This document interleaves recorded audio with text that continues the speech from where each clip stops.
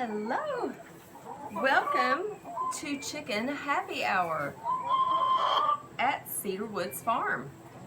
Carl and I hope that you are well on this Sunday, and we hope that you've had a good weekend and that you are ready, Patricia, that you are ready to experience this cocktail.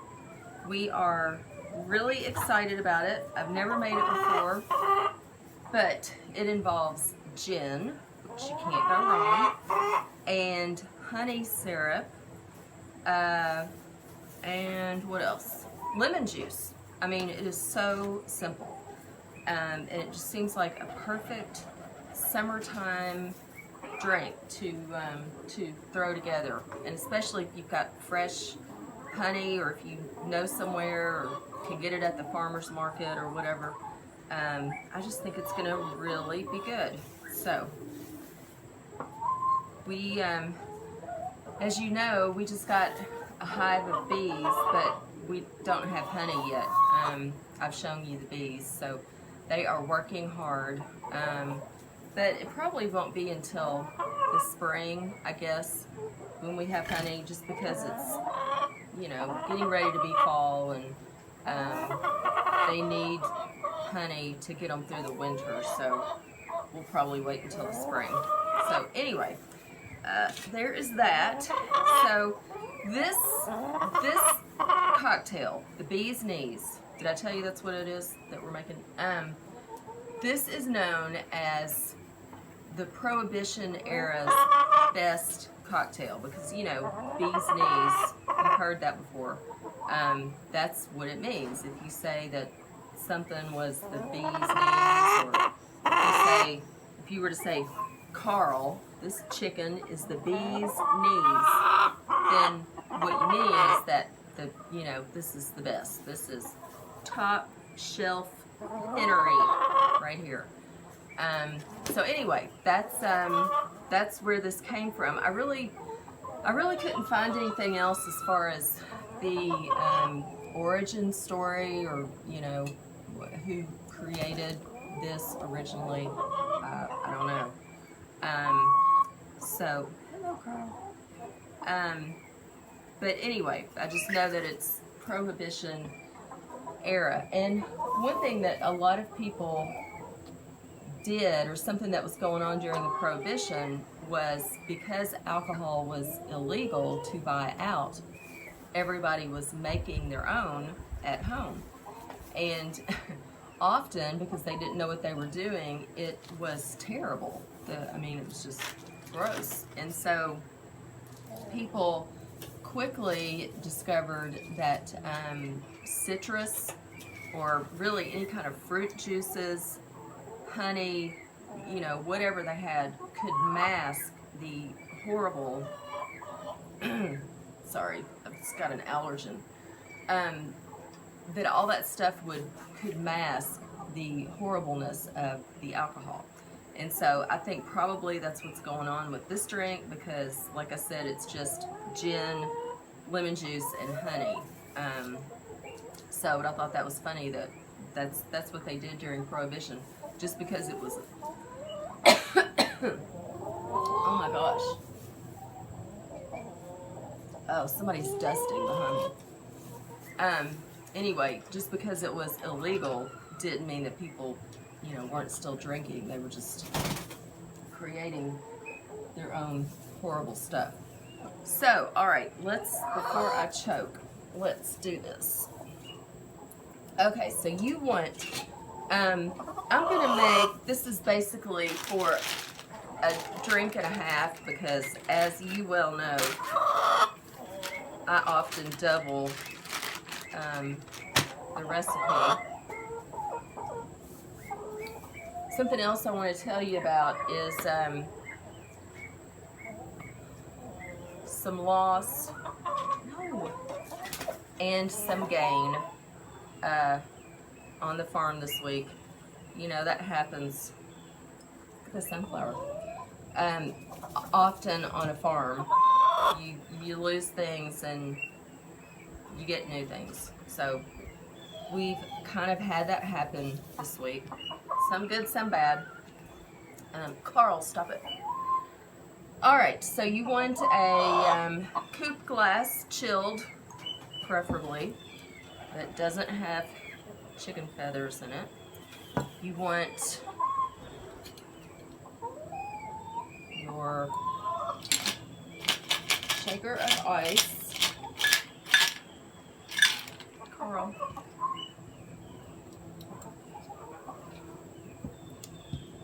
All right, we want 1.5 ounce of lemon juice, 1.5 ounce. I'm just going to dump that in. I've already pre-measured the stuff.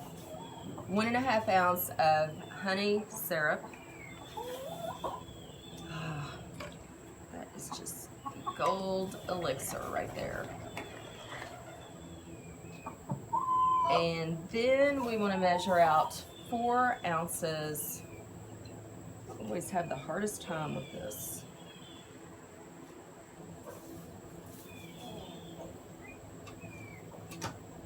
There's something about this in my brain that don't compute. Carl, how do I get this open? Okay. All right, so 4 ounces or 1 Frida. That would just stop the video cold in its tracks. You can't get the gin open. Carl is eating the sunflower. Go on now. All right, and so we're just gonna give this a good shake, except that Carl has knocked the lid onto the ground. All right, now we're gonna give this a good shake, 8 to 10 seconds.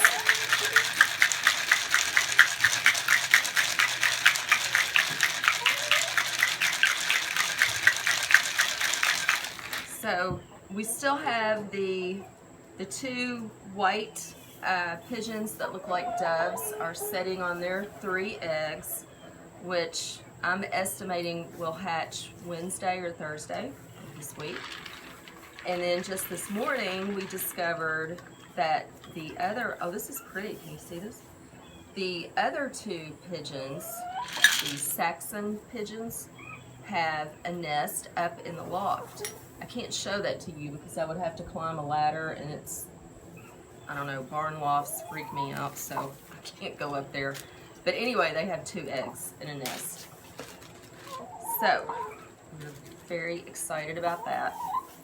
You want a lime peel for this, and you want to kind of express this over your glass. By the way, 85% of taste is smell, and so when you order a drink, or when you make a drink, you want to leave that on there, right? Don't toss that away. It's not just for looks. It's actually, it's for your senses.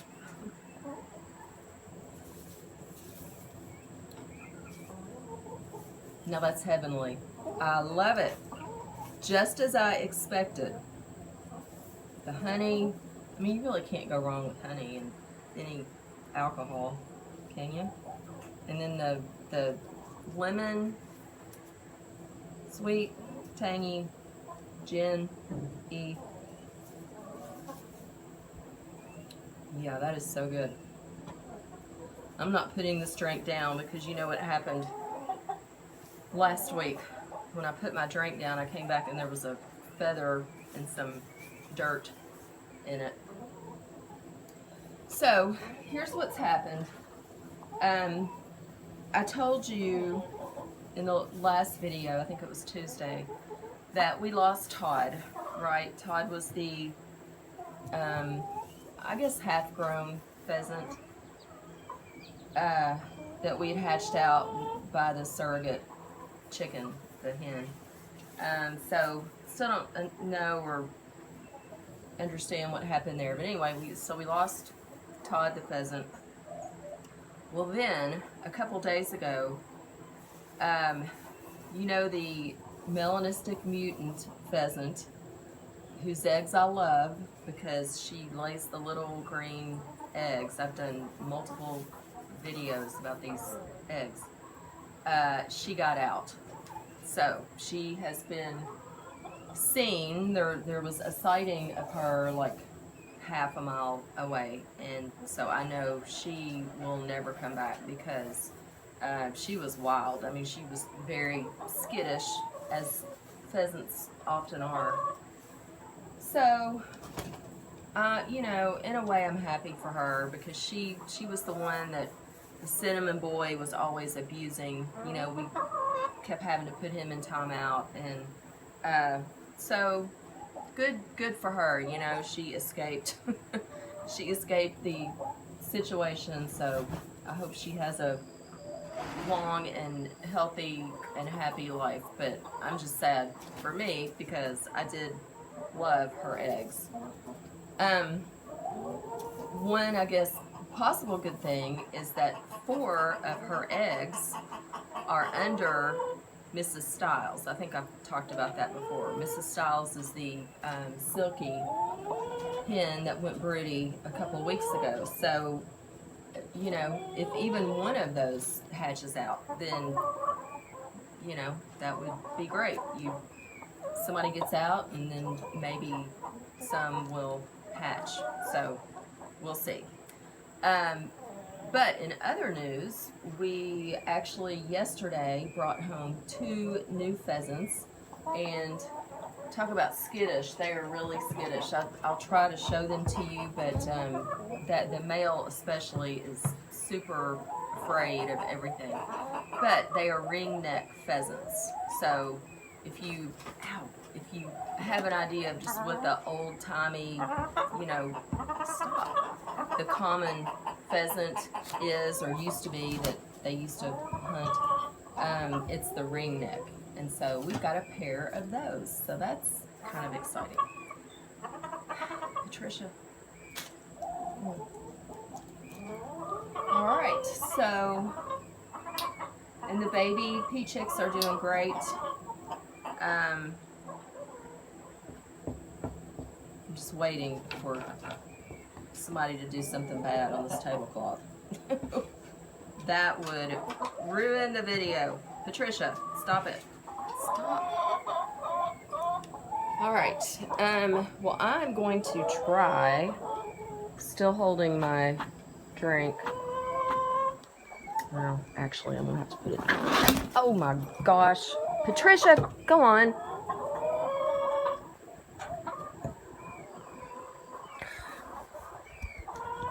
All right.